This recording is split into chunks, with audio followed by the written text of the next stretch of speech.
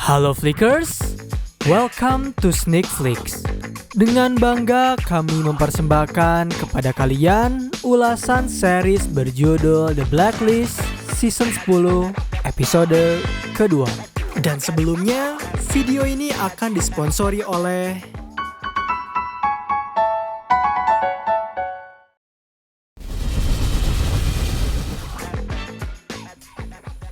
scene dibuka oleh sebuah tempat kasino di daerah Sydney, Australia. Tampak seorang pria bernama Lupita sedang memarahi wanitanya karena ia telah kehilangan uang sebanyak $100,000 untuk judi yang sama sekali tak ia pahami. Tapi tiba-tiba seorang wanita bernama Anika datang, meminta maaf pada Lupita karena bersifat lancang.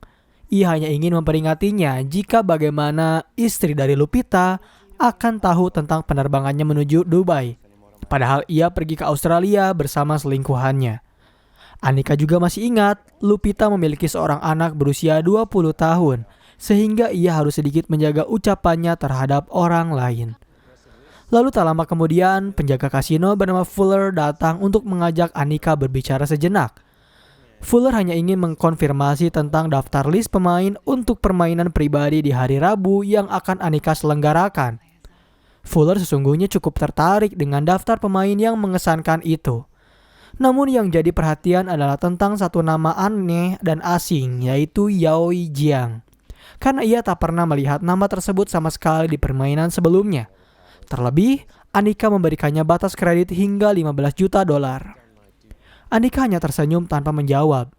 Lalu ia mengajak Fuller masuk ke dalam lift, menyalakan tombol emergensi, kemudian menekan leher Fuller menggunakan heelsnya untuk menegaskan jika ia tak main-main dengan ancaman ini. Fuller tak diperbolehkan mengurusi permainan terlalu jauh, apalagi permainan yang telah ia atur sendiri.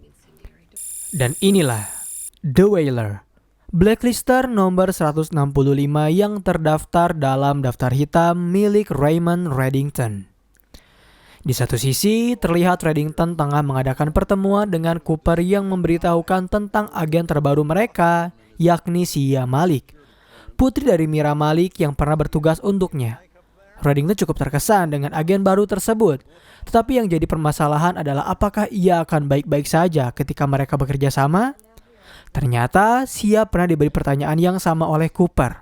Sebelum Sia diterima menjadi agen, Cooper menjelaskan terlebih dahulu tentang kerjasama simbiosis di antara mereka dengan Reddington, yang dimana kerjasama ini bersifat tak menentu, karena mungkin saja Sia tak akan bisa mundur dalam masalah ini. Dengan penuh kepercayaan diri, Sia menegaskan bahwa ia telah siap untuk menerima segala konsekuensi yang akan ia dapatkan di hari nanti. Setelah itu, mereka berdua memilih makanan terlebih dahulu sebelum berbicara mengenai masalah terbaru mereka. Karena Reddington sungguh yakin tempat ini memiliki makanan yang cukup enak untuk mereka santap. Kemudian mereka duduk dan Cooper mulai membahas tentang musuh terbaru mereka yang masih hangat dibicarakan, Wu Jing.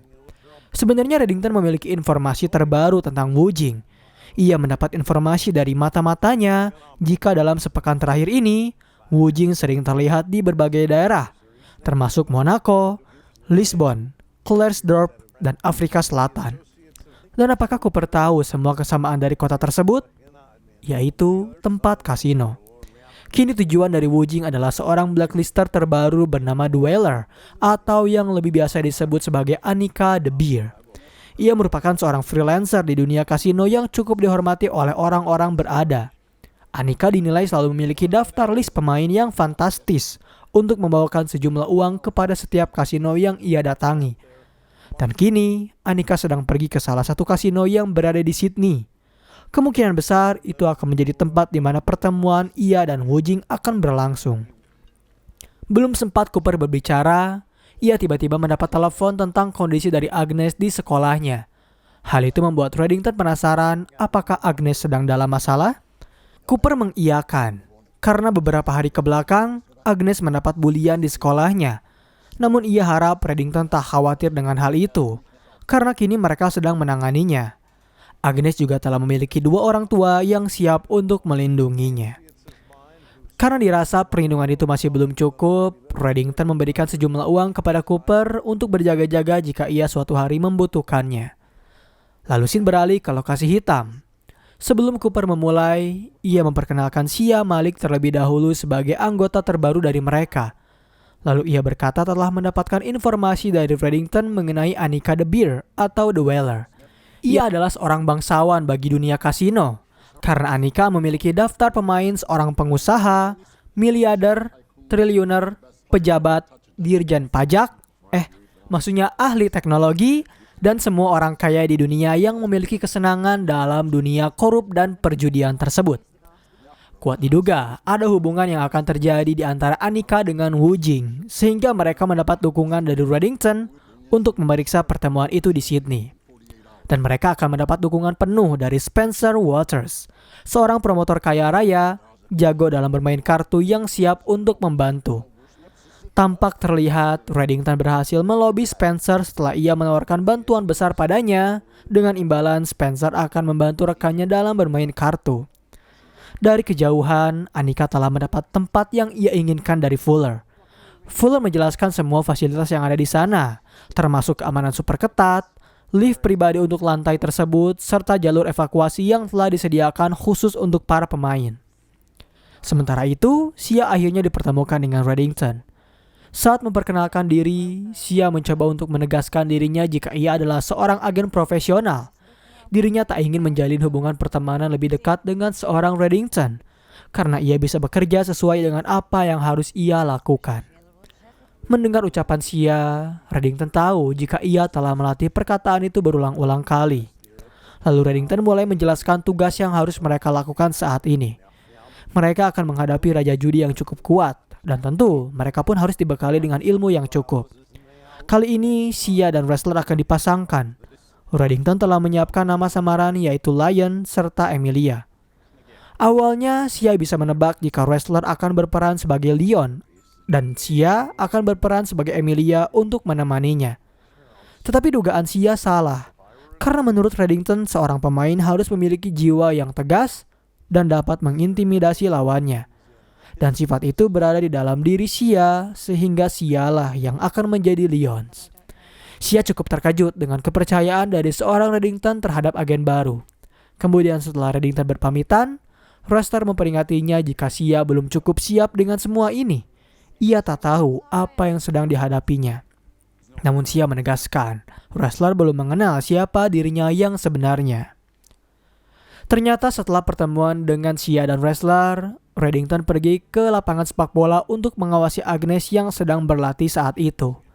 Di sana juga Reddington bisa melihat dengan mata kepalanya sendiri ketika Agnes mendapat bulian dari temannya yang mendorong Agnes saat ia sedang menggiring bola. Sementara itu, Sia akhirnya dipertemukan dengan Spencer selaku promotor yang bisa membawanya ke arah Anika. Ia bersama wrestler masuk ke dalam. Lalu wrestler dipersilakan untuk menikmati jamuan karena penjaga dilarang mendekat ke meja permainan. Dengan tatapan yang tajam, Sia seakan paham dengan apa yang ada di hadapannya. Bahkan salah satu pemain bertopi sempat meremehkan Sia yang ia anggap telah membuang uang kekasihnya. Padahal tanpa pria bertopi itu sadari, Sia bisa mengejutkannya dengan beberapa kartu tersembunyi yang sengaja ia simpan setelah beberapa saat pemain bertopi itu memanggilnya sebagai sumbu pendek.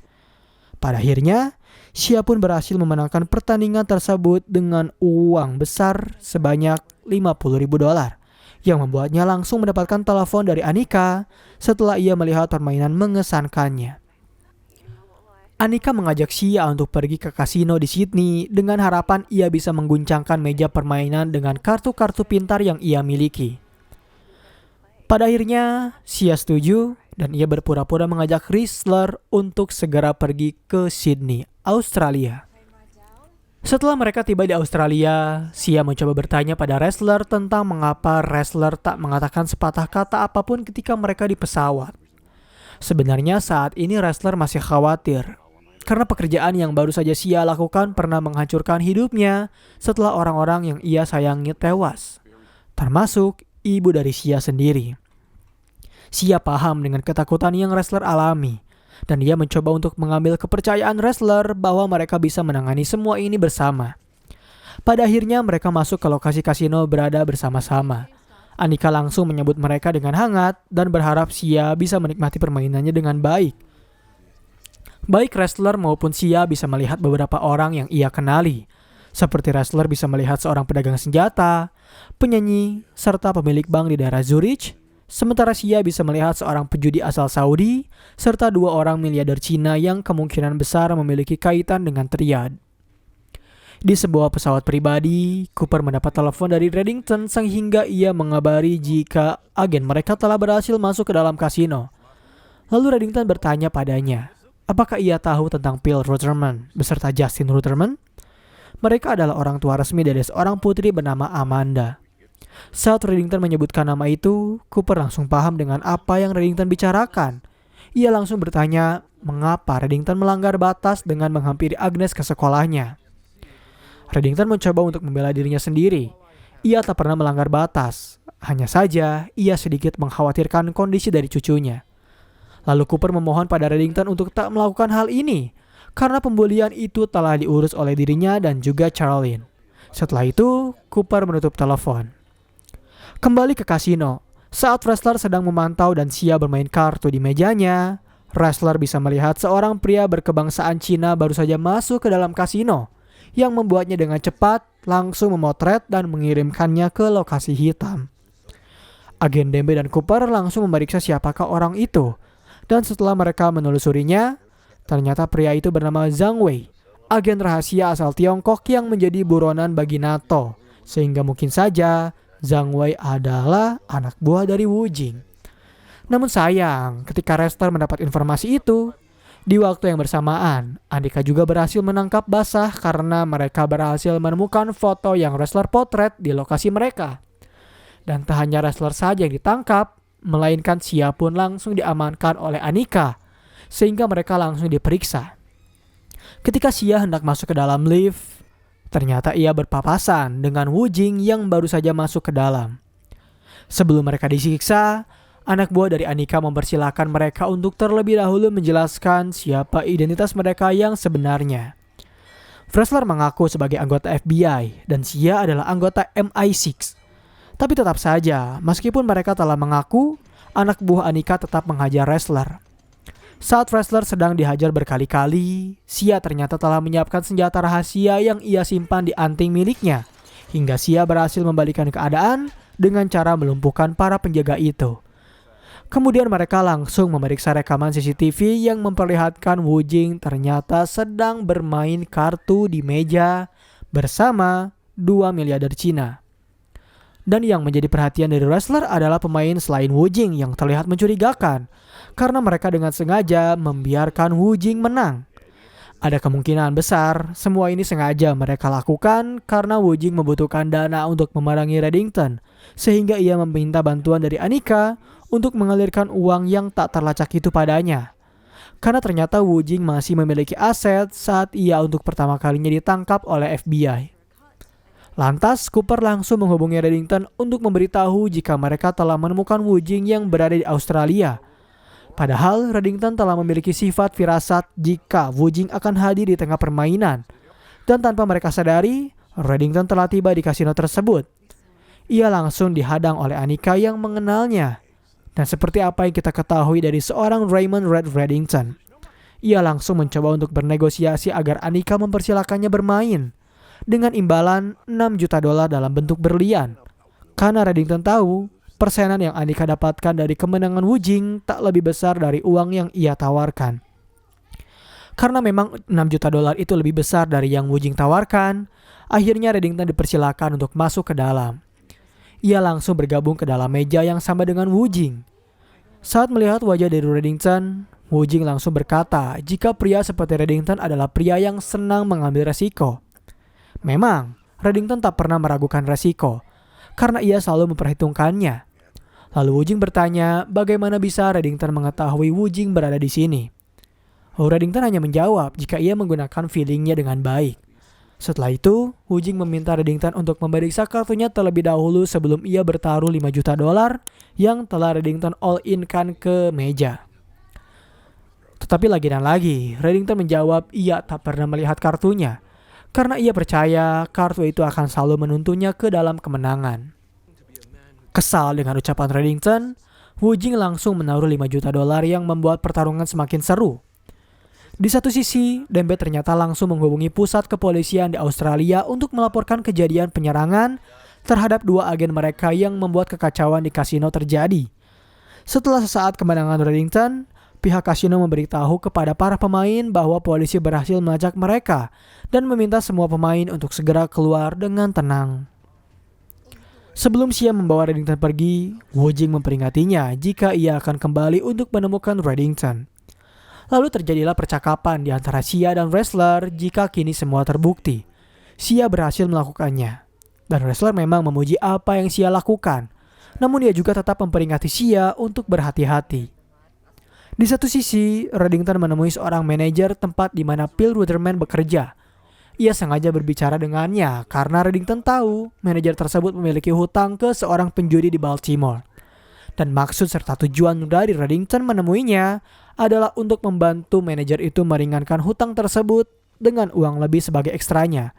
Dan manajer itu tahu Reddington membutuhkan bantuan. Sementara Reddington menginginkan Phil Ruderman agar dipindah tempatkan ke kota yang jauh lebih hangat. Dan scene terakhir di episode kali ini memperlihatkan Reddington yang bisa melihat Agnes kembali ceria setelah Amanda, anak yang mengganggu serta membulinya, pindah. Tak lama kemudian, Cooper datang karena ia tahu Reddington lah yang melakukan semua ini. Cooper hanya ingin menjelaskan jika ia dan Charlene telah berhasil membesarkan anak mereka. Kini, mereka membesarkan anak milik orang lain untuk menjadi gadis periang dan aktif. Sama seperti ibunya, yaitu Elizabeth Keane. Dan pembahasan mengenai series The Blacklist Season 10 episode kedua pun berakhir di sini. Bagaimana teman-teman? Apakah kalian terpukau dan merasa terobati dengan kembalinya hadirnya Reddington? Perlu kalian ketahui bahwasanya series ini akan kami upload 1 minggu sekali berdasarkan jadwal tayang dari production house The Blacklist itu sendiri. Sehingga kalian harus menyalakan lonceng notifikasi agar selalu mengikuti perkembangan channel ini. Oleh karena itu, jangan lupa kalian subscribe dan like serta komen terkait pembahasan dari series The Blacklist Season 10. Karena kami akan sangat yakin jika kalian akan bernostalgia di episode pertama ini. Dan sampai berjumpa kembali di episode selanjutnya.